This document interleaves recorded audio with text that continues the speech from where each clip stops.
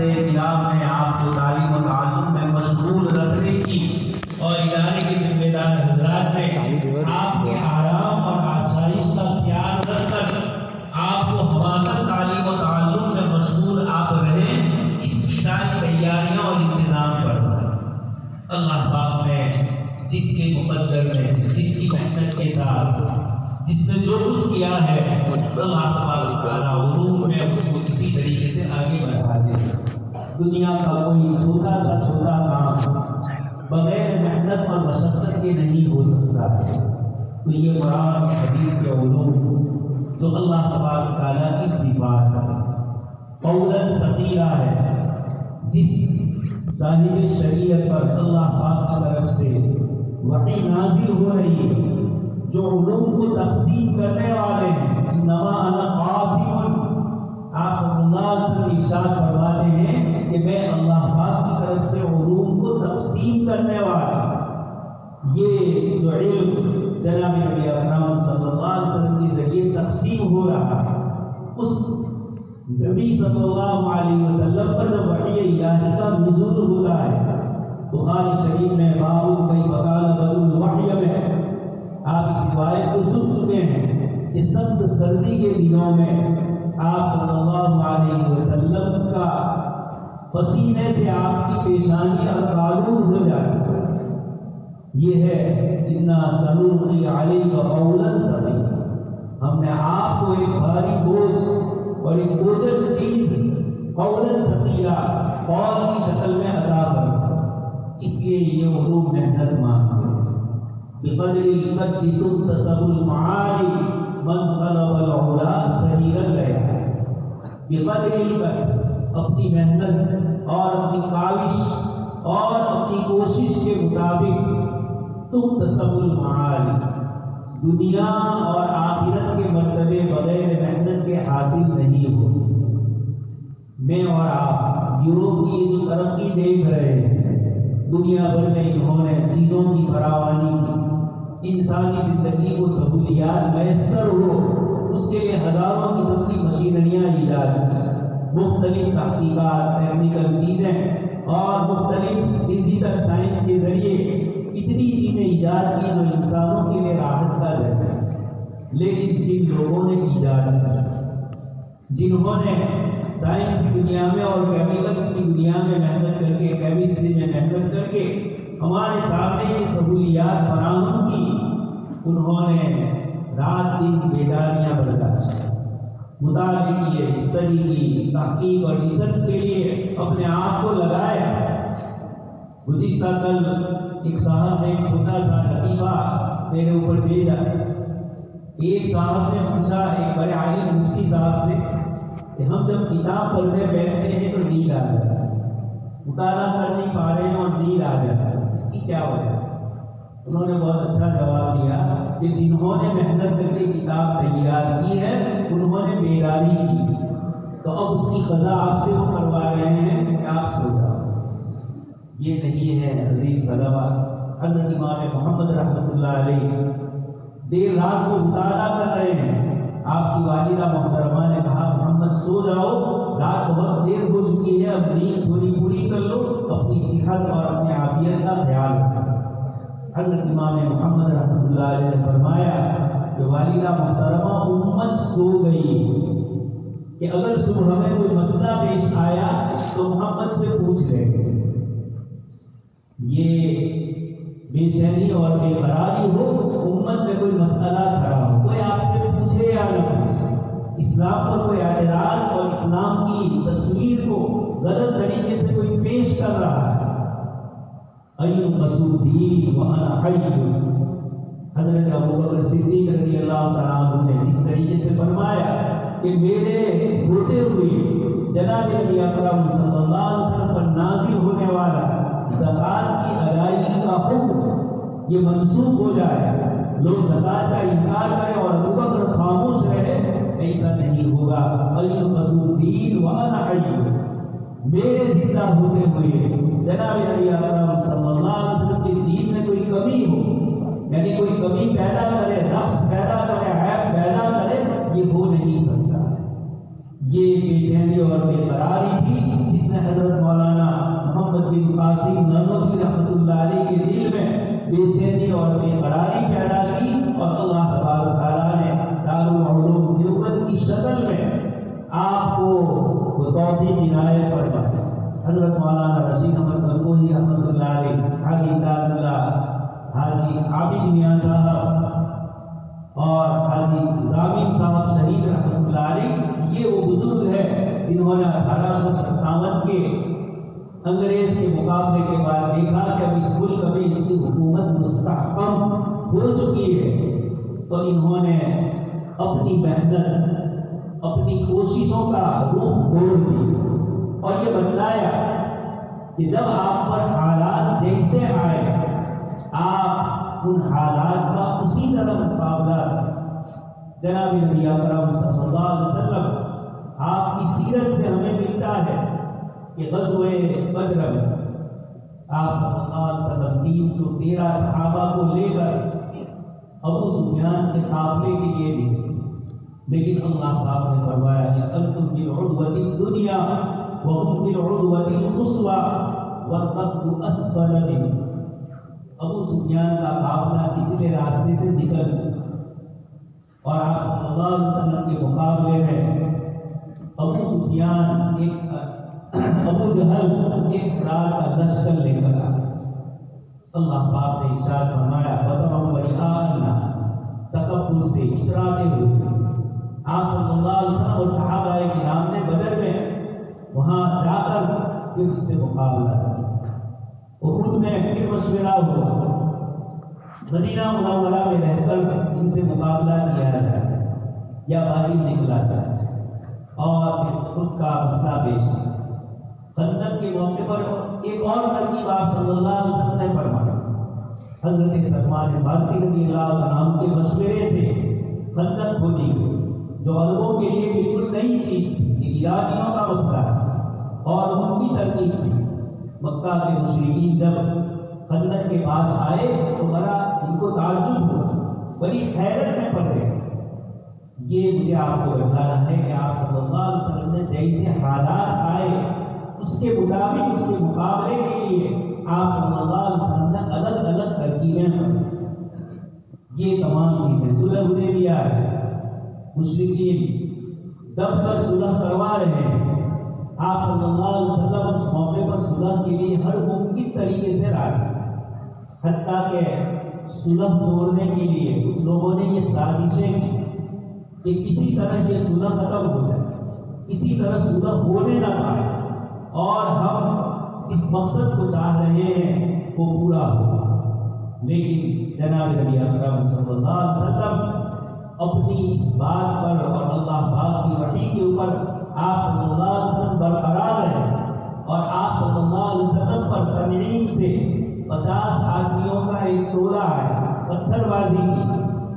لیکن ابھی اگر جاہلیہ جس کو سورہ فتح میں اللہ پاک نے تعبیر فرمایا، انہوں نے ابھی جاہلیہ کا ارتکاب کیا، لیکن آپ صلی اللہ علیہ وسلم نے پکڑا اور پکڑ کے ان سب کو چھوڑ دیا۔ سب کچھ سمجھتے تھے کہ کس کی طرف سے آئے، لیکن حکمت اور مصلحت یہ تھی کہ کسی طرح صلح کر لی جائے تاکہ دو دشمن یہود اور مشرکین بیک وقت ان کا مقابلہ نہیں ہو سکے۔ اس لیے صلح کے بعد فوراً خیبر فتح ہوا اور پھر اس کے بعد مکہ مکرمہ فتح۔ یہ تدبیریں حضرت مولانا قاسم نانوتوی رحمۃ اللہ علیہ وغیرہ نے دیکھا کہ اس وقت دشمن سے مقابلہ تو نہیں کر سکتے، لیکن تعلیم و تعلق سے، علم سے امت مسلمان کو واقف کرانا ضروری ہے، اس لیے کہ انگریز صرف تلوار اور نیزے اور مشین گن لے کر نہیں آیا تھا، پادریوں کی عیسائی مشنری کی ایک بڑی ٹیم لے کر یہاں آیا، جو لوگوں کو اسلام سے بدلانے کے لیے ہر امکانی کوششیں کرتے، مناظرے کرتے تھے۔ حضرت نانوتوی رحمۃ اللہ علیہ نے ان سے اس طرح کے مناظرے میں بھی ان سے گفتگو کی۔ ان سے پہلے حضرت مولانا رحمۃ اللہ گیران بھی، انہوں نے بھی رحمۃ اللہ علیہ مقابلہ کیا، اور پھر استنبول جا کر بھی آپ نے اسی پادری سے مقابلہ کیا۔ بات لمبی ہے، مجھے یہ عرض کرنا ہے کہ جو فارغ ہونے والے طلبہ، افتاء مکمل کرنے والے طلبہ، تخصص بالحدیث کے طلبہ، آپ جا رہے ہیں تو تو حالات اور مقابلے اور اسی طرح دور حدیث پوری کر کے امت میں جانے والے عزیز طلب آپ کے سامنے بہت سارے مسائل ہیں، ان کو کس طریقے سے حل کرنا۔ کسی ایک دیہات اور کسی ایک گاؤں میں آپ جائیں یا کسی ادارے سے آپ وابستہ ہو، کسی تنظیم سے آپ کا تعلق ہو، تو وہاں پر جناب نبی اکرم صلی اللہ علیہ وسلم کی سیرت پڑھ کر آپ کو مطالعہ کر کے معلوم کرنا ہوگا کہ کس طریقے سے آپ صلی اللہ علیہ وسلم نے لوگوں سے معاملات کرا۔ میں بھی اسی سیرت کی روشنی میں، اسی کو کہا جاتا ہے فقہ السیرہ، علماء کرام نے مستقل کتابیں لکھی ہے آپ صلی اللہ علیہ وسلم کی سیرت مبارکہ سے۔ عصر حاضر ہمارا جو آج کا زمانہ ہے، اس میں آپ صلی اللہ علیہ وسلم کی تعلیمات سے ہمیں کیسے رہنمائی ملتی ہے، مقابلہ کس طریقے سے ہم کریں، لوگوں سے کس طریقے سے اخلاق سے ہم پیش آئیں، یہ چیزیں اس لیے بتلائی جاتی ہے کہ ہم دین متین کی خدمت کریں۔ اس میں دو چیزیں بنیادی ہیں۔ سب سے پہلی چیز ہے اخلاص، اللہ پاک کو راضی کرنے کے لیے عمل کیا جائے، دین کی محبت اور حمیت کے لیے عمل کیا جائے۔ اور دوسری چیز ہے طریقۃ النبوی، آپ صلی اللہ علیہ وسلم کے طریقے پر کیا ہے۔ بدعات اسی کو کہتے ہیں کہ آپ صلی اللہ علیہ وسلم کا طریقہ چھوٹ جاتا ہے، اگرچہ اس میں بہت سے لوگ مخلص ہوتے ہیں، تو صرف اخلاص کافی نہیں ہے جب تک وہ اخلاص جناب نبی اکرم صلی اللہ علیہ وسلم کے طریقے کے مطابق ہے۔ اور دوسری چیز ہے آپ کسی بھی عمل کو سنت کے مطابق کر رہے ہیں لیکن دنیا کو دکھلانے کے لیے، من طلب العلم لغیرہ، حدیث شریف میں آپ سن چکے ہیں، لیباہی بہ العلماء، کہ علم اس لیے حاصل کر رہا ہے تاکہ لوگ اس کو بڑا عالم کریں، اہل علم سے مناظرہ کریں، لوگوں میں اپنا برابر بتلانے کے لیے اپنی علمی استعداد کو اس طریقے سے ظاہر کرنے کی کوششیں کریں، یہ کامیاب نہیں ہوگی۔ حضرت مولانا قاسم نانوتوی رحمۃ اللہ علیہ اتنا بڑا علم، دیوبند سے ایک مرتبہ بازار سے گزر رہے تھے، سیدھے سادے لباس میں ایک آدمی کچھ سامان لے کر جا رہا تھا، وہ سمجھا کہ شاید یہ کوئی مزدور ہے، تو کہا یہ میرا سامان اٹھا لیجیے۔ حضرت نے اس کا سامان اٹھا لیا، آگے بازار میں گئے، لوگوں نے دیکھا مولوی صاحب، اس وقت حضرت مولانا یہ القاب نہیں ہوتے، یہ سب علم سے خالی ہو گئے تو القاب کی برباد ہو گئی۔ وہ زمانہ تھا جب کہ صرف مولوی کا لفظ بولا یہ سب سے بڑا، اور پھر کہتے تھے مولوی سے برا مولا، وَلَٰكِن كُونُوا رَبَّانِيِّينَ، رب والے علماء بننا ہے، خود کی تربیت بھی ہو اور طلبہ عزیز اور اپنے مریدین کی بھی وہ تربیت ہے۔ تو اس لیے قرآن نے فرمایا وَلَٰكِن كُونُوا رَبَّانِيِّينَ، لیکن رب والے ہونا یہ اللہ پاک کی طرف سے بہت بڑا انعام ہے کہ ہم رب والی نسبت سے لگے ہوئے۔ اب اس کا تقاضا یہ ہے کہ اس رب والی نسبت کا ہم لحاظ کریں اور ہم خود کی تربیت بھی ہر وقت مد نظر رہے، کسی اللہ والے سے وابستہ رہیں، رسمی طور پر نہیں، اپنے اخلاقیات کی درستگی میں اور اپنے ماتحت طلبہ عزیز اور امت مسلمہ کے جن جن میدانوں میں آپ کام کر رہے ہوں آپ خود مخلص بھی ہو، اور مخلص تب ہوگا جب کہ اس کے دل کے اندر تکبر نہیں ہوگا۔ ساری اللہ کے نبی صلی اللہ علیہ وسلم نے ارشاد فرمایا کہ ساری برائیوں کی جڑ تکبر، اور اسی لیے کتاب لکھی گئی ام الامراض، شیخ زکریا رحمۃ اللہ علیہ نے کتاب لکھی ام الامراض، اور اس کو یعنی بیماریوں کی ماں، اور اس میں سب سے زیادہ توجہ دی گئی تکبر پر۔ شیطان متکبر، اسی تکبر نے اس کو جنت سے نکالا، خلقتنی من نار وخلقتہ من طین، شیطان نے کہا یہ قیاس اور عقل سے کام لیا اور حکم خداوندی کو نہیں سمجھ پایا۔ اللہ تبارک تعالیٰ نے اس کو اپنی درگاہ سے نکال دیا، راندے درگاہ فرمایا، مریض اللہ پاک کی طرف سے ہٹایا ہوا۔ تکبر آدمی کو نقصان کرتا ہے، حالانکہ شیطان کی عبادت ہے، عالم بھی تھا، عابد بھی تھا، لیکن حضرت تھانوی رحمۃ اللہ علیہ فرماتے تھے وہ عاشق نہیں، عشق الہی اور معرفت الہی اس کو نصیب نہیں تھی، اس لیے وہ حکم نہیں سمجھ پا رہا۔ فرشتوں نے جیسے حکم ہوا سجدہ کر دیا۔ آدم علیہ السلام سے غلطی ہوئی، فوراً ربنا ظلمنا انفسنا وَإِن لَّمْ تَغْفِرْ لَنَا وَتَرْحَمْنَا لَنَكُونَنَّ مِنَ الْخَاسِرِينَ۔ فوراً آپ نے فرمایا، قرآن فرما رہا ہے فَطَفِقَا يَخْصِفَانِ عَلَيْهِمَا مِن وَرَقِ الْجَنَّةِ، جیسے دانا کھا لیا، درخت سے کھا لیا، فوراً احساس ہوا، ندامت اور شرمندگی ہوئی، اور حضرت آدم علیہ السلام نے فرمایا ربنا ظلمنا انفسنا۔ آپ نے بھی اور آپ کی اہلیہ محترمہ نے بھی اللہ پاک سے دعا فرمائی کہ ہم نے ظلم کیا اپنی ذات کے، یہ ربنا ظلمنا انفسنا وَإِن لَّمْ تَغْفِرْ لَنَا وَتَرْحَمْنَا، اپنے گناہ کا اعتراف، اور اللہ پاک کی ذات عالی اگر گناہ معاف نہ کرے تو ہمارا خسارہ ہوگا، یہ بے رغبتی سے دعا نہیں کی۔ حدیث شریف میں فرمایا ان قلب لاہن، آدمی دعا کر رہا ہے، انگلیاں چٹکا رہا ہے، ادھر ادھر دیکھ رہا ہے۔ دنیا کے کسی بڑے کے پاس آپ جاؤ، بڑے آفس میں، اور آفیسر کے پاس کھڑے ہو کر ادھر ادھر دیکھو، بات بھی کرو اور ادھر ادھر دیکھو یا انگلیوں سے کھیلو، تو وہ آپ کو نکال دے گا کہ کوئی ڈسپلن اور پروٹوکول تمہارے پاس ہے یا نہیں، فوراً نکال۔ بارگاہ رب العزت میں بھی جب مانگا جاتا ہے، حضرت آدم علیہ السلام جتنا تواضع ہوگا بندہ اتنا اللہ پاک کی طرف متوجہ ہوگا۔ اللہ پاک کی توجہات اور عنایات ایسے قلوب کو ہوتی ہے جن قلوب کے اندر اس کو حاصل کرنے کی طلب ہوتی ہے۔ او من کان میتا فاحییناہ وجعلنا له نورا یمشی بہ فی الناس کمن مثلہ فی الظلمات۔ ابو جہل تھا، قرآن نے دونوں کی مثال دی، ابو جہل کی اور دوسری مثال حضرت حمزہ رضی اللہ تعالیٰ عنہ کی۔ دونوں میتا تھے، دونوں کفر میں تھے۔ ومن کان میتا فاحییناہ، اللہ پاک نے ایمانی زندگی عطا فرمائی، اور نور یمشی بہ فی الناس، وہ نور ایمانی عطا فرمایا۔ اس کے مقابلے میں فرمایا کمن مثلہ فی الظلمات، اس شخص کی طرف ہو سکتا ہے، یعنی دونوں برابر نہیں ہو سکتے۔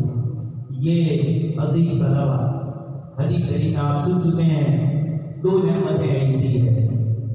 مغبون فیہما کثیر من الناس، جس میں لوگ بہت زیادہ دھوکہ کھائے ہوتے ہیں، الصحۃ والفراغ، تندرستی اللہ پاک عطا فرماتا ہے، اور آدمی انتظار کرے بڑھاپے کا۔ اسی طریقے سے الفراغ، اللہ پاک نے اس کو الجھنوں سے، ٹینشن سے فارغ رکھا ہے،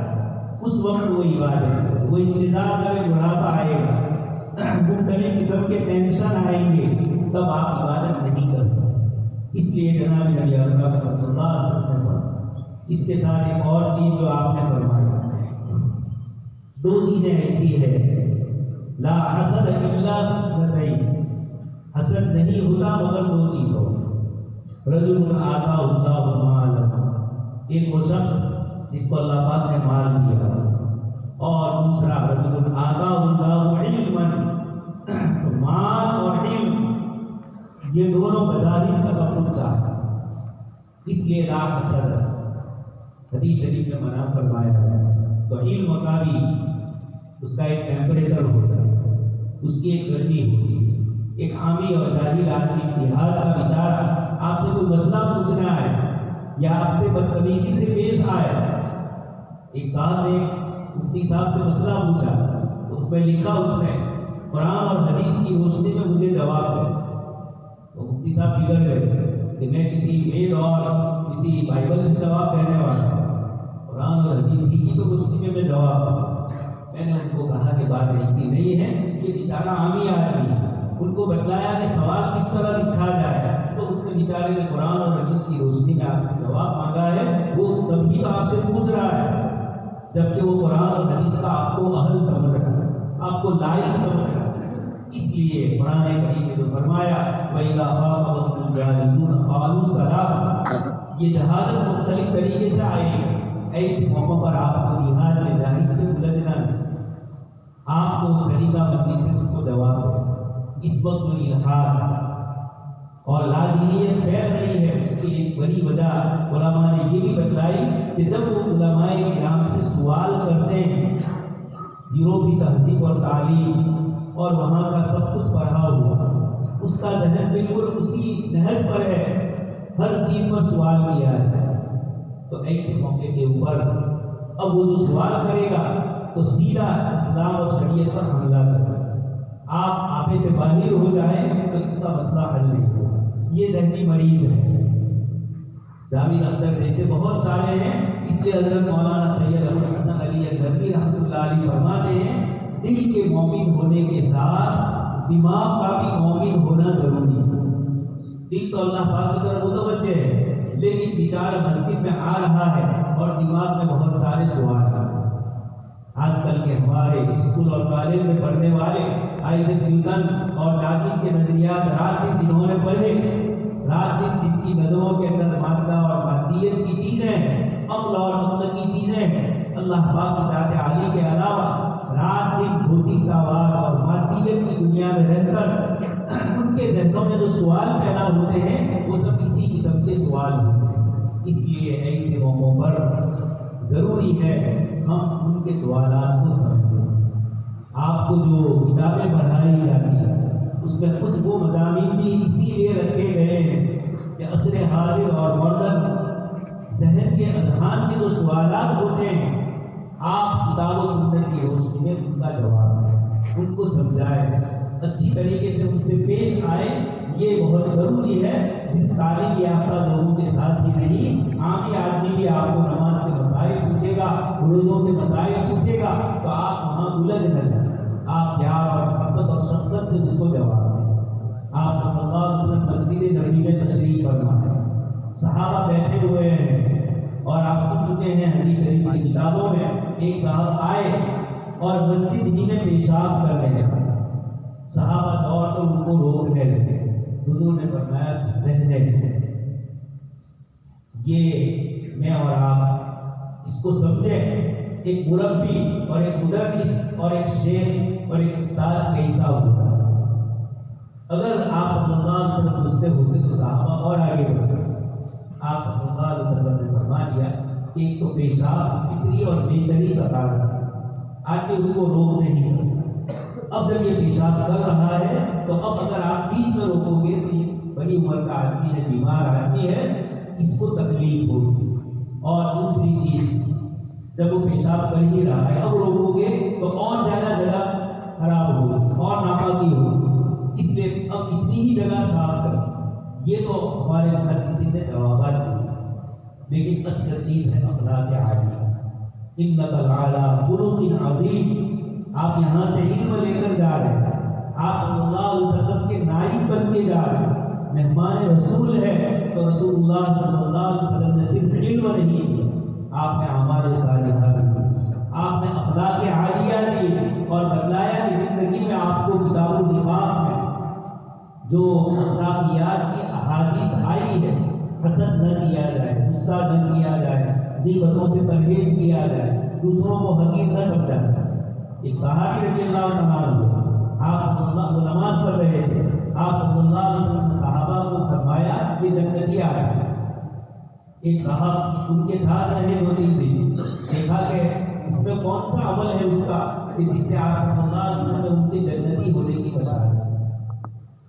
2-3 دن دیکھا کوئی نئی چیز نظر نہیں آئی، جو نماز وہ کرتے تھے، جو دوسرے کام وہ کرتے تھے، یہ بھی کرتے تھے۔ اس کے بعد انہوں نے ان کو کہا کہ دیکھیے میں آپ صلی اللہ علیہ وسلم کے اس فرمان کی وجہ سے کہ یہ جنتی ہے، اس دنیا پر میں آپ کے پیچھے رہا،